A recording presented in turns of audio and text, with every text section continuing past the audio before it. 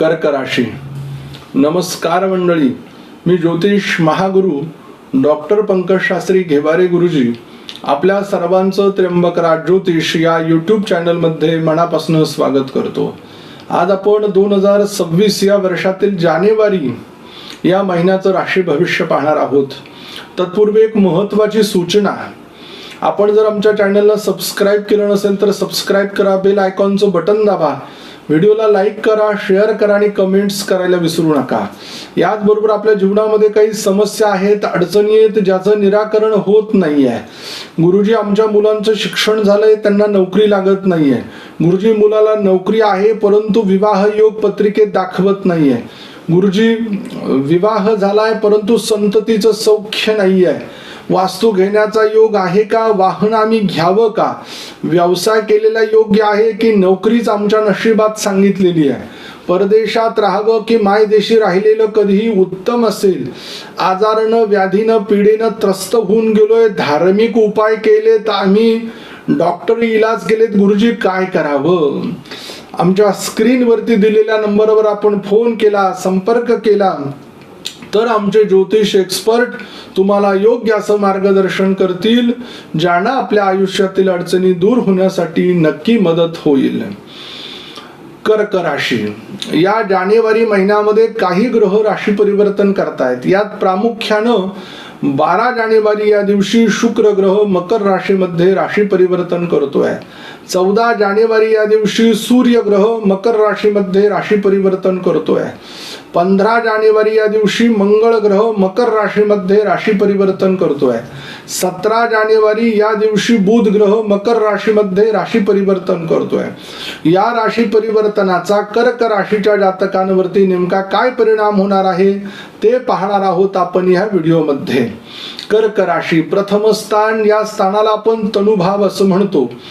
या स्थानावरती म्हणजेच प्रथम स्थानावरती 12, 14, 15 आणि 17 या तारखेनंतर शुक्र, रवी, मंगळ, बुध या सगळ्या ग्रहांची सप्तम दृष्टी लग्न स्थानावरती येते आहे. महिन्याचा उत्तरार्ध कर्क राशीच्या जातकांना हलवून टाकणारा असणार आहे. म्हणजेच काय, आपण अगदी गाढ झोपलेलो आणि कोणीतरी आपल्या अंगावर थंड पाणी ओतावून आपल्याला जाग यावी याप्रमाणे स्वप्न भ्रमक अवस्थेतून बाहेर पडून प्रत्यक्ष कामाला तुम्ही महिन्याच्या उत्तरार्धात लागाल. पहिले जे 8-15 दिवस आहेत अगदी आरामात चाललंय, हळूवार चाललंय, कामाला गती नाहीये. त्या गतीला खऱ्या अर्थानं महिन्याचा उत्तरार्ध कारक आणि प्रेरक ठरेल. द्वितीय स्थानाला धनस्थान म्हटलं गेलेलं आहे. या स्थानाचा स्वामी सूर्य ग्रह 14 जानेवारीला राशी परिवर्तन करून षष्ठातनं सप्तमात जातो आहे. षष्ठ स्थानामध्ये धनस्थानाचा मालक असणं म्हणजेच काय, कुटुंबातील एखाद्या सदस्याला डॉक्टरकडे न्यावं लागतं. म्हणजे आपले दवाखान्यासाठी पैसे ठरलेले आहे खर्च, पण हा किती दिवसासाठी कालखंड असणार आहे तर हा 14 तारखेपर्यंत तुमच्या मागे दवाखान्याची थोडीशी ससेमेरी लावल्याशिवाय राहणार नाही. परिवारातील एखाद्या सदस्याला हा त्रास जाणवेल. वेळीच चांगल्या डॉक्टरांचं मार्गदर्शन घेतलेलं कधीही तुमच्यासाठी उत्तम आणि योग्य आणि गरजेचं असणार आहे. थोडासा पैसा जपून खर्च करा हे ज्योतिषशास्त्र तुम्हाला सांगतंय. तृतीय स्थानाला पराक्रमाचं स्थान म्हटलं गेलेलं आहे. या स्थानाचा स्वामी बुध ग्रह हा 17 जानेवारीला राशी परिवर्तन करून षष्ठ स्थानातनं सप्तम स्थानामध्ये जातो आहे. हे उपचय स्थान आहे. उपचय स्थानाचा ग्रह उपचय स्थानामध्ये 17 जानेवारी पर्यंत ही अत्यंत शुभ गोष्ट आणि घटना आहे.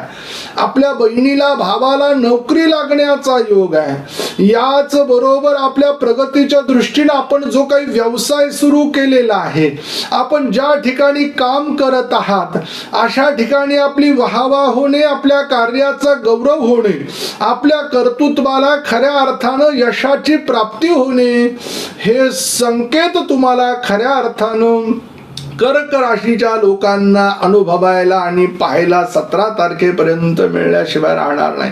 मान्य त्रास आहे, मान्य तुम्हाला अडचणी आहे, पण त्यातनं सुद्धा तुम्ही मार्ग काढताय आणि यशाकडे पोहोचताय, ही बाब बाकी वाखण्याजोगी आहे. चतुर्थ स्थानाला सुखस्थान म्हटलं गेलेलं आहे. या स्थानाचा स्वामी 12 जानेवारीला राशी परिवर्तन करून षष्ठात्म सप्तमाकडे जातो आहे. आईच्या प्रकृतीला पहिले 12 दिवस शरीर पीडा, तिला शारीरिक त्रास जाणवेल, जुनं दुखणं तिचं डोकं वर काढेल.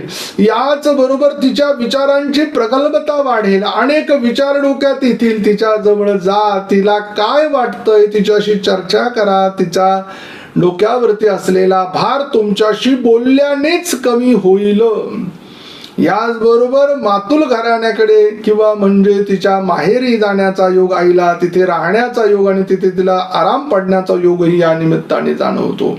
तिची महत्वाची वस्तू गहाळ होऊ शकते, त्याकडे तुम्ही लक्ष दिलं पाहिजे.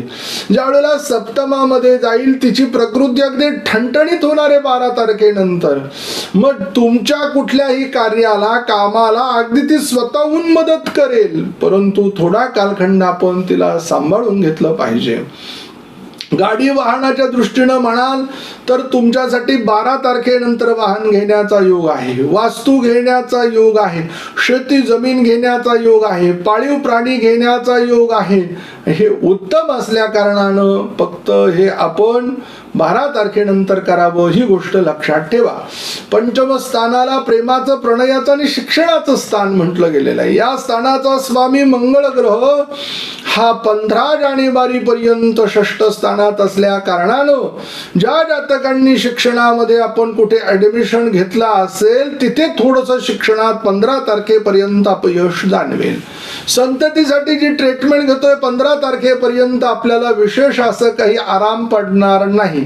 15 तारखेच्या नंतर शिक्षणामध्ये चांगले योग, शिक्षणाच्या संदर्भात चांगली एखादी बातमी समजणे, संततीच्या बाबतीत होकारार्थी म्हणजेच डॉक्टरांनी सांगणे तुमचा रिपोर्ट पॉझिटिव्ह आलेला आहे, त्यामुळे आपण अगदी आनंदी होऊन जाणे, हा अनुभव तुम्ही घेऊ शकाल. याचबरोबर पंचमे सप्तमात जाणं, प्रेम प्रकरणाचा होकार येणं किंवा आपण ज्या व्यक्तीवर प्रेम करतोय त्याच्याबरोबर लग्न करण्याचा मार्ग मोकळा होणं, मनातील गोष्टी घरातल्यांजवळ आपण व्यक्त करणं, यासाठी सुद्धा हा कालखंड उत्तम आहे. षष्ठ स्थानाला रिपुस्थान म्हटलंय. या स्थानाचा स्वामी गुरु ग्रह हा व्ययात आहे, मोक्ष स्थानात आहे आणि विपरीत राजयोगामध्ये आहे. त्यामुळे तुमच्या कामाच्या निमित्तानं तुम्हाला नोकरीमध्ये बदल संभवून घरापासून थोडं दूर जावं लागू शकतं, नवे परदेशात जावं लागू शकतं. तिथे तुमचं काम कंपनीचं असेल, नोकरीचं असेल, व्यवसायाचं असेल, हे अत्यंत मोठ्या पद्धतीने गरुड झेप घेतल्यासारखं तुम्हाला जाणवेल. त्रास होणारे मान्य आहे, परंतु धावपळ केल्याशिवाय आपल्याला प्रगती गाठता येत नाही, ही गोष्ट तेवढीच खरी आहे. त्याचबरोबर हाताखाली काम करणारे वर्कर असतील, कारागीर असतील, ते थोडासा त्रास देतील आर्थिकतेसाठी. त्यांच्या आर्थिकतेचे प्रश्न सोडवण्यासाठी थोडीशी तुमची धावपळ होईल, परंतु ते सुद्धा आपल्या दृष्टीने महत्वाचे आहेत, हे विसरून चालता आपण कामा नये. सप्तम स्थान, या स्थानाला वैवाहिक सुखाचं आणि भागीदारीचं स्थान म्हटलं गेलेलं आहे.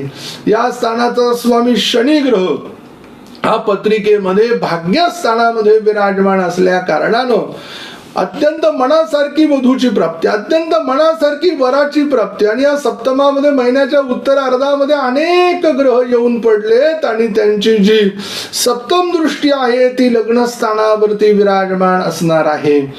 म्हणजेच काय की आपल्या अपेक्षेपेक्षा आपल्या व्यवसायात तेजी आलेली आहे. आपल्या अपेक्षेपेक्षा आपण ज्यांच्याबरोबर भागीदारीत व्यवसाय सुरू केला होता नफ्याची प्राप्ती आपल्याला झालेली आहे.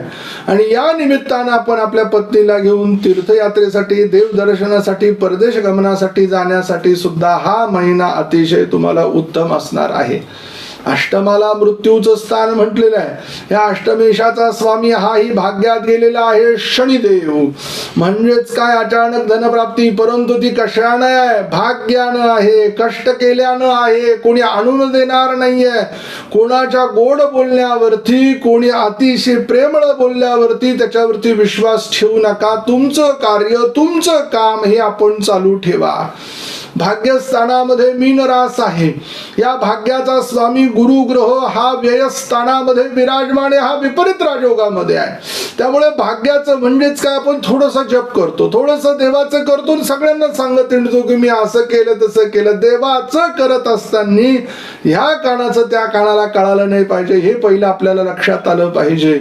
गुरुची झालेली कृपा, गुरूंच्या मागे केलेली त्यांची निंदा नालस्ती हे अधोगतीचं कारण असेल. त्यामुळे त्या विषयापासून आपण दूर राहिलं पाहिजे, ना की ते आपण ऐकलं पण नाही पाहिजे.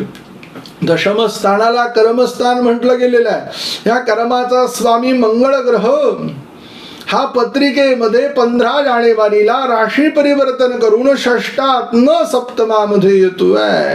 कर्म वाटतंय, कामाच्या ठिकाणी जबाबदारी वाढली आहे, कामाच्या ठिकाणी थोडं जास्त काम करावं लागतंय, मातुल घराण्यातील लोकांना मदत करावी लागणार आहे, हाताखाली काम करणाऱ्या लोकांना समजून घ्यावं लागणार आहे, त्यांच्याशी प्रेमाचे सलोख्याचे संबंध निर्माण करावे लागणार आहे, एक पाऊल आपल्याला मागे यावं लागणार आहे. आणि मी बऱ्याच वेळेला आमच्या प्रेक्षकांना सांगतो की वाघ असेल किंवा कुठलाही जो हिंस्र प्राणी असेल, एक पाय मागे येतो याचा अर्थ तो संपत नाही. उलटी त्याची जी झेप असते ही गरुड झेप, मोठी झेप असते, हे लक्षात ठेवा. एक पाऊल तुम्ही कमी आला, कमीपणा घेतला, सगळ्यांना बरोबर घेऊन चालला तर काही होणार आहे का? होणार आहे तर काय होईल? फक्त प्रगतीच होईल. हेही लक्षात ठेवलं पाहिजे आपण. काम वाढणार आहे, मोठी जबाबदारी मिळणार आहे, परंतु घरातलं काम हे सगळं बघून आपल्याला ते करायचं, हे विसरून चालता कामा नये. एकादश स्थानामध्ये वृषभ राशी आहे. स्वामी शुक्र ग्रह हा 12 जानेवारीला राशी परिवर्तन करून मकर राशीमध्ये येतो आहे. म्हणजेच काय, तर तो धनु राशीतनं तुमच्या मकर राशीमध्ये वास्तव्याला येत आहे. मग 12 दिवस पहिले मिळालेल्या लाभांचं कर्ज भरण्यात रूपांतर होणार आहे. कोणाचे घेतलेले आहे सगळ्यांचे देऊन टाका. 12 तारखेपर्यंत कर्ज कोणाचं घेऊ नका, ते लवकर फिटणार नाही, ते तुम्हाला त्रासदायक असेल. 12 तारखेनंतर तुमचे पैसे साचायला सुरुवात होईल, गुंतवणुकीला सुरुवात होईल.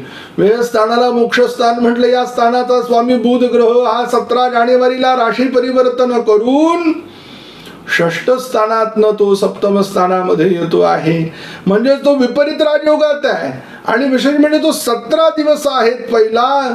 त्यामुळे परदेशातनं धनप्राप्ती, परदेशात व्यापार सुरू करणे, परदेशात नवीन एखादा मित्र तयार होणे, त्याच्या निमित्ताने काही व्यवसायाशी त्याच्याशी बोलणी चालणी होणे, त्यामुळे तिकडनं पैशाचा ओघ सुरू होणे, परदेशात जे लोक राहत आहेत त्यांचा वास्तू घेण्याचा योग येणे, तिथे एखादी नोकरी चांगली मिळणे, जॉब एखादा चांगला मिळून मनासारख्या गोष्टी घटना घडायला लागणे, एवढं सुंदर आहे.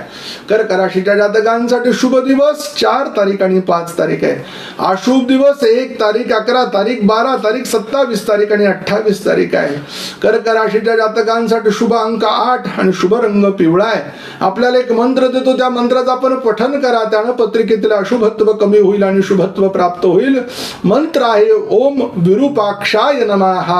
लवकर भेटू आपण व्हिडिओमध्ये. तोपर्यंत